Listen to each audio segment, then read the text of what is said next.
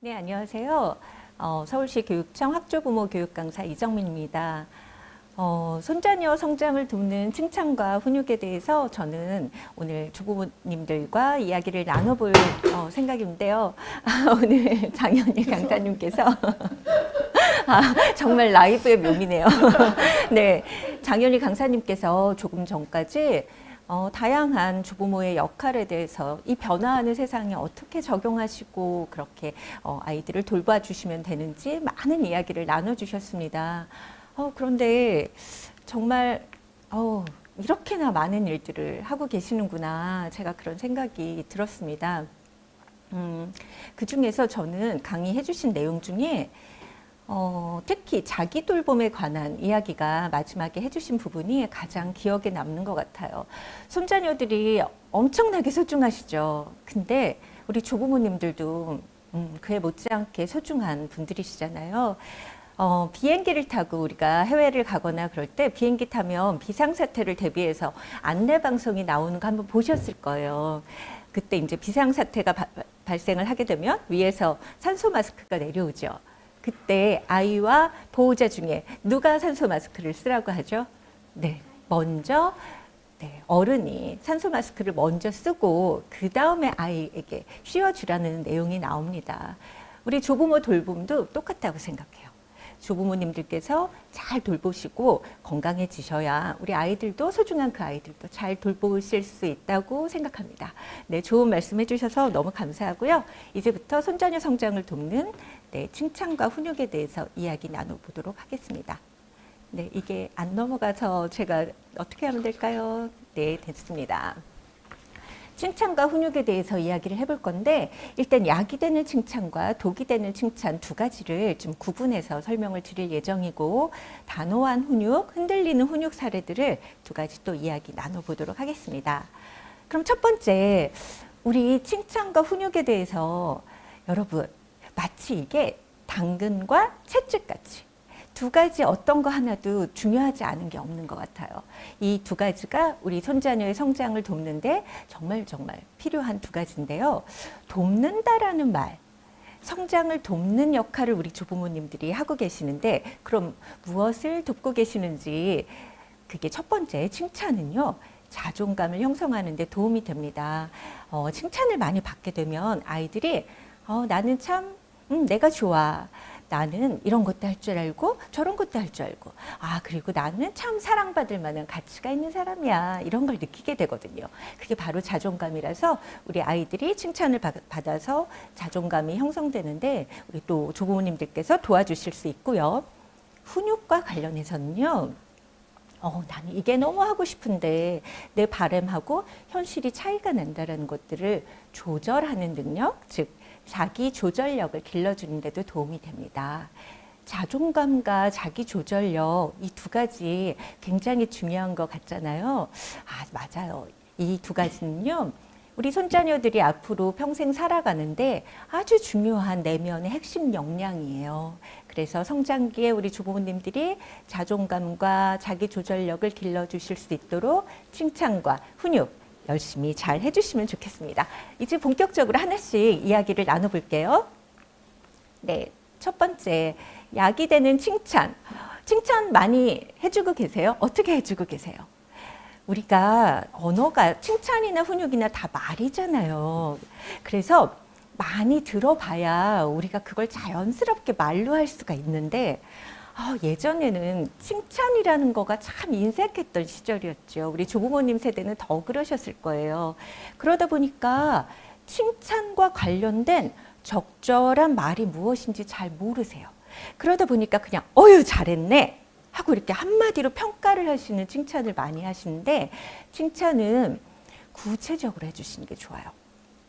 아이들이 잘했어 이렇게 한마디 듣게 되면 뭘 잘했다는 거지에 대해서 잘 모를 수가 있어요. 그래서 구체적으로 설명을 해주시다 보면 칭찬을 내가 이러이러해서 칭찬을 받는 거구나 라고 알게 되죠. 또 아이들은요, 어른들의 뒷모습을 보고 자라난다고 하잖아요. 아이들이요, 어른들이 하는 좋은 모습도 보고 나쁜 모습도 보면서 좋은 모습을 따라하고 싶어지는 그런 마음들이 있어요. 그래서 그런 모방 행동을 하다 보면 이게 특별히 의도하지 않았는데 착한 행동인지 뭔지 모르지만 어른들이 하니까 그냥 자기도 모르게 했어요.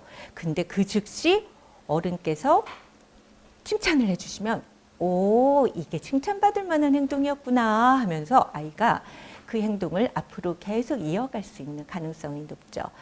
또 마지막으로 요건 꼭 기억해 주셨으면 좋겠어요. 칭찬을 하실 때 아이가 이 칭찬받을 만한 행동을 한 아이가 주인공이잖아요.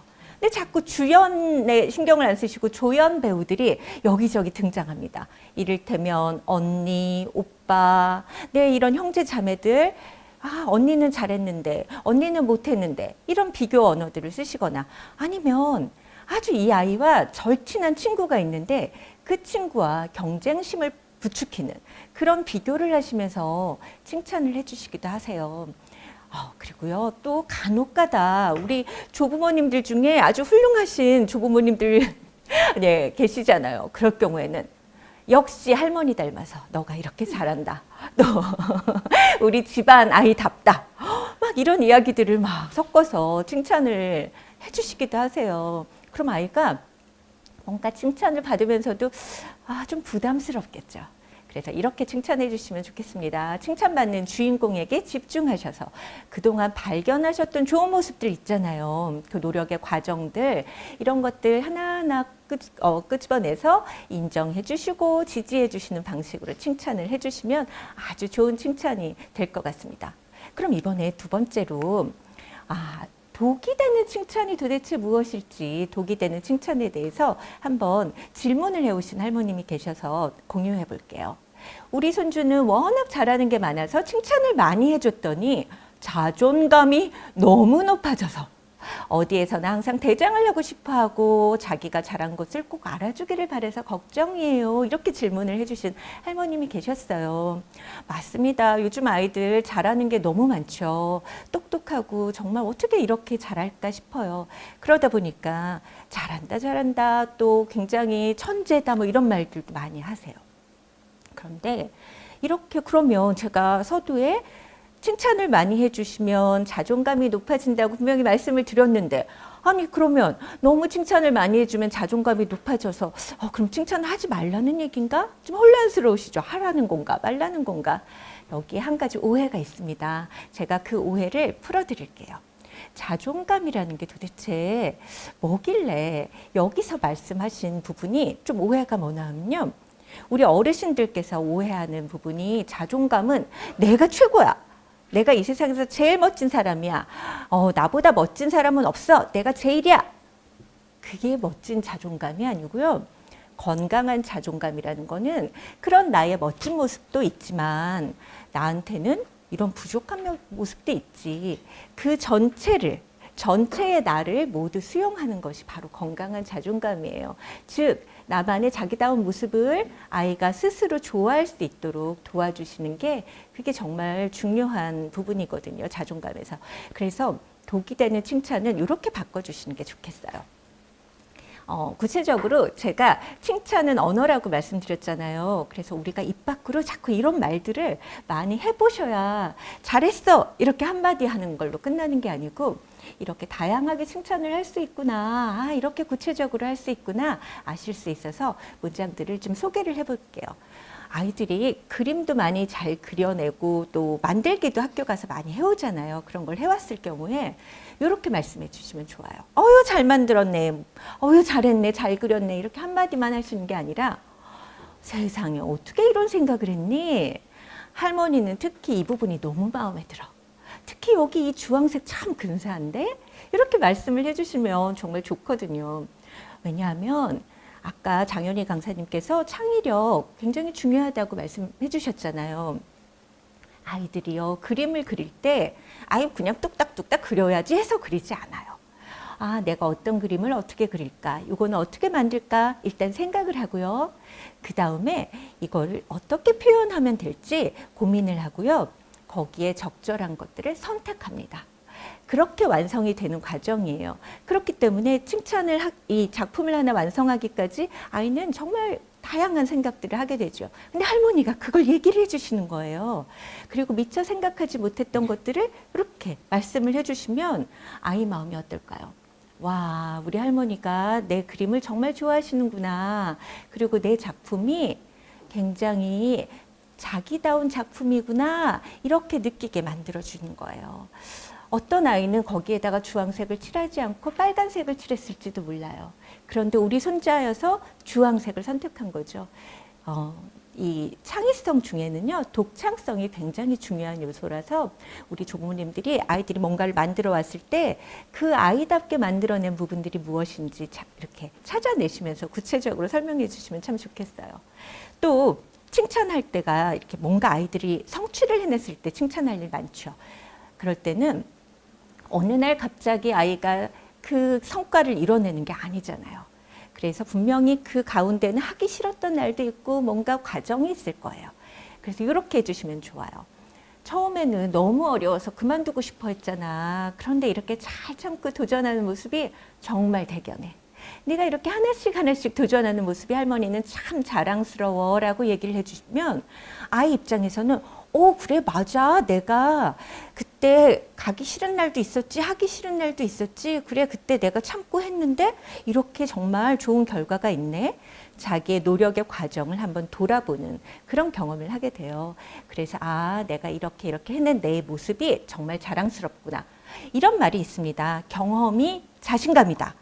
아이가 이런 노력의 과정, 그런 경험들을 하나씩 쌓아가면 정말 아주 자신감 있는 그런 아이로 이제 성장할 수가 있게 돼요.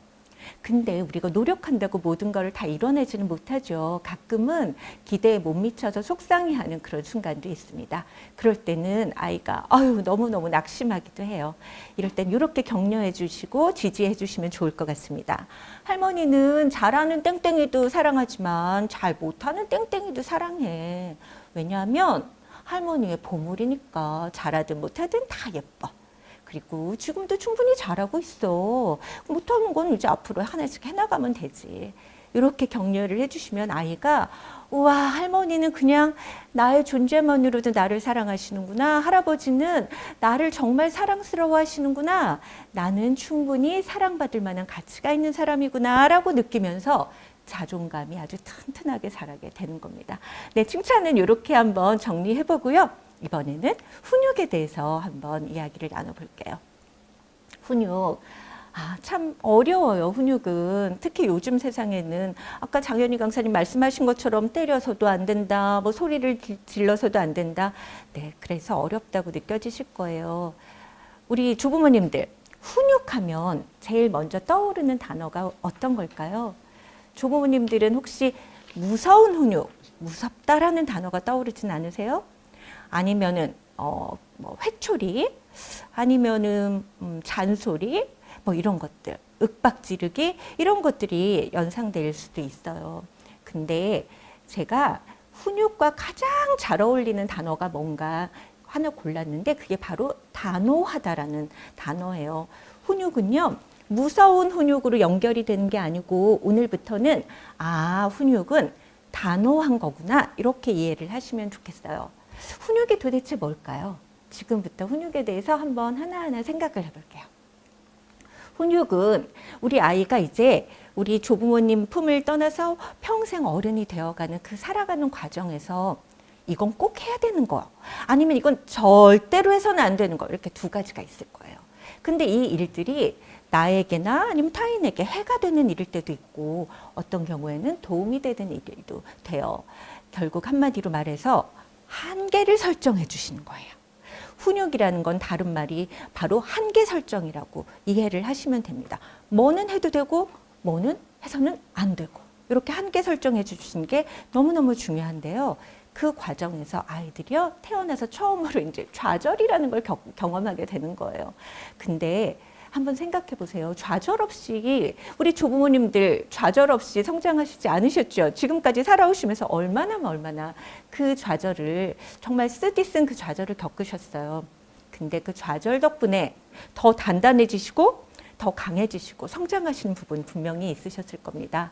그래서 우리 이 단호한 훈육 과정에서는 한계 설정과 최적의 좌절 이 두 가지가 일어난다는 거.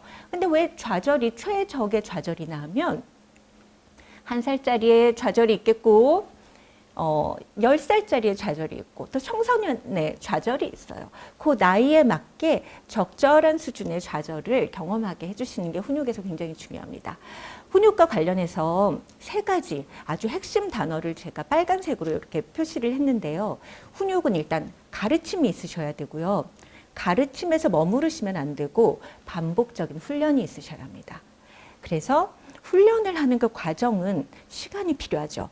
즉 처음 알려주시고 잘 해낼 때까지의 그 기다림의 시간이라는 게 필요하다라는 거, 그것을 잘 이해하시면 좋겠습니다. 이제 하나하나 좀 살펴볼게요. 제가 단호한 훈육에 대해서 이렇게 한계 설정과 최적의 좌절 뭐 이런 것들을 설명을 해드렸는데 조부모님들께서 흔들리는 훈육을 하고 계시는 그런 분들이 또 질문을 보내주셨어요. 그래서 한번 나눠보도록 하겠습니다. 요즘은 매를 못 드니까 어른의 입장에서 볼 때 마음대로 하기 어려운데 이 아이들이 어른이 되었을 때가 걱정이 됩니다. 직접적인 체벌이 아니라 책상을 내려치거나 하는 것은 괜찮을까요? 이렇게 질문 주셨어요. 어떨까요? 여기 밑줄을 제가 마음대로 하기 어려운데 라고 말씀드렸죠. 근데 어떻게 보면 너무 당연하지 않을까요? 여기에 100사람이 있으면 100사람의 마음이 아마 다 제각각일 거예요. 아이는 태어나서 독립된 개체로 자라나면서 자기 마음이라는 게 당연히 형성이 되죠. 자기 주장이 있고 자기 마음이 있는데 당연히 그 두 가지 마음이 서로 충돌하는데 그게 쉬운 일은 분명히 아닐 거예요. 그러다 보니까 책상을 내려쳐서라도 당장 그 행동을 고치게 하고 싶은 마음이 드실 거예요. 그런데 이 해답은 왜 우리가 훈육을 하는지 그 훈육의 목적에 바로 답이 있습니다. 여러분, 훈육은요, 우리 손자녀들이 평생 우리 조부모님과 함께 생활하는 게 아니죠. 훈육, 양육, 최종 목표가 뭐죠? 이 아이들이 자립하는 거예요. 결국 무엇이 옳고 무엇이 그른 행동인지를 나와 타인을 위해서 올바르게 선택하고 그걸 스스로 선택할 수 있는 아이가 되도록 가르치고 훈련하는 게 바로 훈육의 목적입니다. 그렇기 때문에 이런 자기 조절력이라는 게 길러지기 위해서는 그냥 큰 소리를 치거나 무섭게 하시거나 이렇게 해서 그때뿐 그냥 이 순간만 피하자 해서 그냥 그 순간에 아이들이 모면하는 방식의 훈육이면 사실 효과가 없어요. 이 아이들이 평생토록 자기가 스스로 올바른 선택을 할 수 있도록 그런 경험을 할 게 이렇게 단호한 훈육으로 기다려 주셔야 한다는 거, 그게 아주 중요한 내용입니다. 또 다른 흔들리는 훈육의 사례, 이런 경우가 있어요. 아이가 자기 마음대로, 여기도 또 자기 마음대로라는 말씀을 또 하시네요. 자기 마음대로 하려고 하는데 야단을 치게 되면 울고 속상해하니까 그런 모습을 보면 제 마음이 불편해요. 그렇다고 훈육을 안 할 수도 없고 어떻게 하면 좋을까요? 라고 질문하셨어요. 진짜 어떻게 하면 좋을까요? 마음이 여기 계속 할머니 마음, 아이 마음, 할아버지 마음, 여러 가지 마음이 등장하고 있어요. 근데 참 어떻게 하면 좋죠? 안 할 수도 없고. 이렇게 도와주시면 좋겠습니다. 훈육을 하는 과정에서는요, 조부모님 그리고 손자녀 모두 불편한 마음이 드는 게 어찌 보면 당연해요. 어른들끼리도 뭔가 불편한 마음 이야기를 주고받을 때 마음이 불편한 거 너무 당연하죠. 그래서 훈육은 이 오래 걸리는 시간이 필요하다고 말씀드렸잖아요. 그래서 좀 마음이 불편하다고 안 가르치시게 되면 나중에 타인과 불편한 일이 오히려 문제가 더 커지는 일이 생기게 돼요. 학교 가서도 다른 사람과 문제가 생길 수도 있고 또 다른 사람으로부터 훈육을 받을 수도 있어요. 그렇기 때문에 바람과 현실을 조율하면서 자기조절력을 배워가는 기회를 충분히 주셔야 합니다. 훈육, 지난번에 오프라인 참석하신 분들은 이 내용 사진으로 이렇게 찍어가신 분들도 많으시죠? 네, 가르치기 전에 마음 먼저 알아주시는데 근데 모든 훈육 상황에서 항상 마음을 알아주시라는 말은 아니에요. 손 씻어야 되는데 그때 손 씻고 싶니? 너의 마음은 어떠니? 이런 거 질문하실 필요 없죠. 그냥 손 씻어 한마디면 끝나는 거죠. 그래서 행동의 한계 분명하게 알려주시고 아이들이 잘 해낼 수 있도록 알려주시는데 그거를 혼자 해낼 때까지 좀 기다려주세요. 그리고 스마트폰은 이제 좀 이따가 우리 권혜연 박사님 말씀해 주시겠지만 스마트폰을 하지 말라고 훈육하셔놓고 할머님은 계속 유튜브를 보고 계신다. 이렇게 솔선수범하지 않으시면 그 말에 권위가 없어지게 되겠죠. 네, 그래서 솔선수범하시고 구체적으로 지시해 주시는 게 좋아요.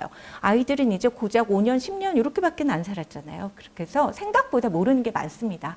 그래서 구체적으로 그리고 단호하고 간결하게 그리고 마지막 이 부분 굉장히 중요한데요. 뭔가 아이들이 잘못을 저질렀을 때 억울한 마음이 들지 않게 넘겨짚지 마시고 꼭 질문을 해보시면 좋겠습니다.